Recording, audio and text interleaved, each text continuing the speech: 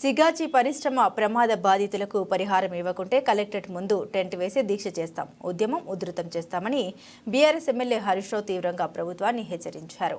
బాధితుల పక్షాన ర్యాలీ నిర్వహించిన అనంతరం అదనపు కలెక్టర్తో మాట్లాడుతూ పరిహారం వారానికి ఇస్తారా, 10 రోజులకి ఇస్తారా, స్పష్టమైన తేదీ చెప్పండి.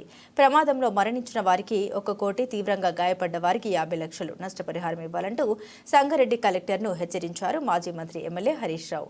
ఈ కార్యక్రమంలో మాజీ MLA Andole Kranti Kiran, Sangareddy MLA Chinta Prabhakar, Zaheerabad MLA Manikrao, Narsapur MLA Sunitha Laxmareddy, Patancheru BRS party coordinator Sindhu Arshureddy తదితరులు పాల్గొన్నారు. సో ఫైనల్ గా మా వీళ్ళందరి తరఫున మా విజ్ఞప్తి ఏంటంటే, వాళ్ళకి ఇస్తామన్న ₹1 ఇప్పటికి నెల అయింది. వారం ఇస్తారా, 10 రోజులు ఇస్తారా, స్పష్టమైన డేట్ పెట్టి వాళ్ళకి డబ్బులు ఇప్పించండి. మీరు డేట్ చెప్పండి, ఎన్ని రోజులకు ఇస్తారో చెప్పండి. లేదంటే మాత్రం మేము టెంట్ వేసి మరి వాళ్ళ తరఫున దీక్ష చేయాల్సి వస్తుంది, పోరాటం తీవ్రం చేయాల్సి వస్తుంది. ఇట్లాంటి సంఘటన ఆంధ్రప్రదేశ్ లో జరిగింది ఒకసారి, ఆగస్టు 24 3 రోజుల లోపల ₹1 చెక్ ఇచ్చింది ఆంధ్రప్రదేశ్ లో.